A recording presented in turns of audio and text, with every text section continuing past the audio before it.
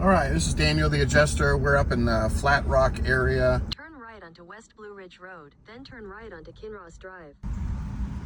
We are seeing lots of trees down and lots of power lines down, lots of detours as we try to find our way around this place. Here we are, village of Flat Rock. Getting close. Had a while trying to find this place. Kind of sad, there's an old mill. Looks like it was severely overflowed. And all these people are cut off up here with this road that's missing. Everybody's cut off with the road that's missing up here, so not much getting through. All those cars up there.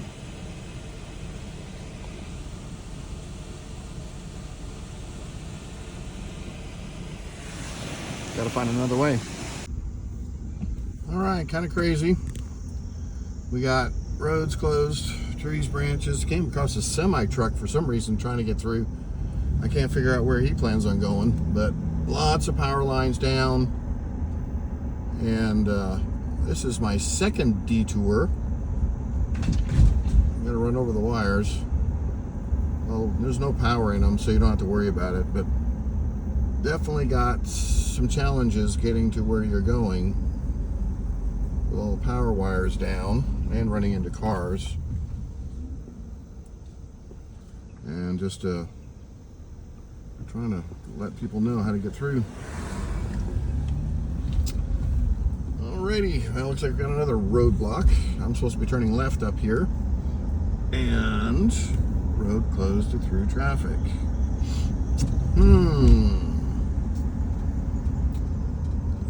So they said there's a detour to go this way because that's closed. Well, I'm gonna take a look at my map because I'm relatively close to where I'm supposed to be going. And maybe there's no thoroughfare, but maybe there's a way to get through. So apparently this is the detour route. They have set up a detour to come another way on. It looks like Highland Park was actually shut down because there's two bridges out. Or two roads that go over water. So it looks like everybody else is following this path too as we try to get to roundabout. It's quite a ways out of the way, so just be prepared for this, guys, when you're coming into a catastrophe area, that you will have to drive quite a bit out of the way to find a way around the damage, roads that have been washed out or trees that have crossed the roads. Now we're trying to find a back entrance to a road, and now this is the third back entrance to the road as we try to locate the insured's home. All right, look at this. Got another bridge that's kind of washed out. Guardrails messed up.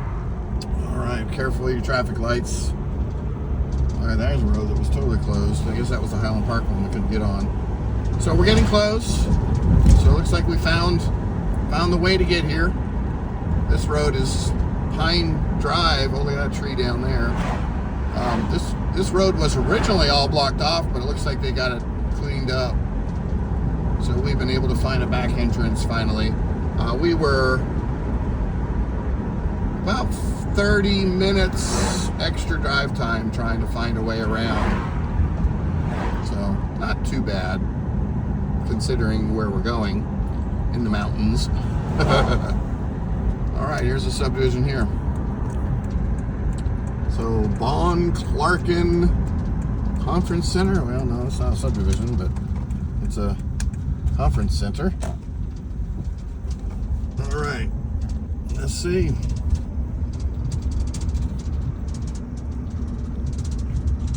Okay, so all these cars are probably the insured's house. So let's take a look. I'm glad they cut that tree down. That would have made it hard to get through. And some more power lines down, just squeaking under them. All right. Saw a house back there with a tree right through it. So kind of like the one we're going to now. We got a pretty massive tree that went through the house. We're taking a look. Okay, well, we found the place. And this is the tree with power lines down. There's a driveway way back there as the entrance. It's kind of a small driveway for all the accesses of these properties. There's another house next door, and this tree is way over there, probably a good couple, about 150 feet tall. You can see some of the trees in the area. It would have been very, very similar to a tree, probably like this one that came down. But this one is a lot wider. This one's probably 30 inches across. Yeah, 24 to 30 inches across. There's her power. Not getting power back for a while. So that tree started way down there. Way down there. It's root ball, you can see it. Fell. And then here is her house. And it hit the corner of the house.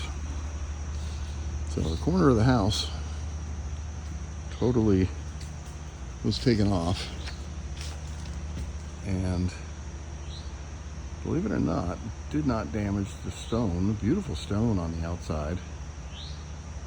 This house has been here for about 70, 80 years, and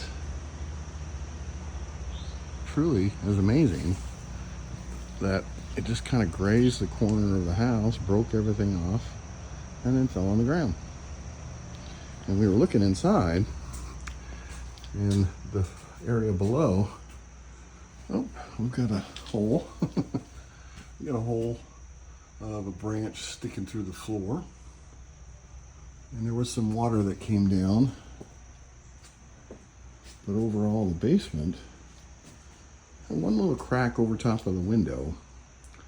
It could possibly be a foundation crack, but it's not in the area of the damage. The damage is all above here in this upper area, second floor. So we were looking for any type of structural damage on this and did not see it. And the garage, the rest of the area down here, not damaged. So pretty crazy. Doesn't give you a whole lot of access to be able to see what's going on here. I'm gonna try and look around. Okay, I kind of moved through the trees a bit. So sometimes you got to crawl through the trees. But I'm looking up here to see the damage on the corner of the house. Get a better picture of our damages. The window trim, it's been wrapped. The door is, or the window is actually compromised. So we're probably going to replace that window. The siding right here has been pulled right off. You can see right here there's a crack in the siding. So that whole wall has been kind of shoved over. And our inside of our house is pretty messed up on that whole corner. Anyways, all the debris just kind of fell off the house. Okay, I was able to get back here to the driveway. The power lines here. Pretty cool. Never seen those wires that close before. There's my hand, my finger. It's pretty big wire. But back of the house. We're gonna get up on the roof and take a look as well. But it looks like trusses in the roof there, and then this driveway back here. So we are going to pay for some tree removal across this whole driveway because it blocks your access to the property. So that's one thing you will definitely add to your estimate. Okay, we're on the right side, left side of the house. And this is a view from the left side. Clearly see the trusses and the tree. Okay, stairway, entrance into the house. No damage there. Remember that little crack we had over the window? This is the window right here. So there's no damage above that area that would indicate that would be associated to a crack in the block. So I'm not going to relate that to it. Got some soffit damage, siding, no stone damage, a lot of debris.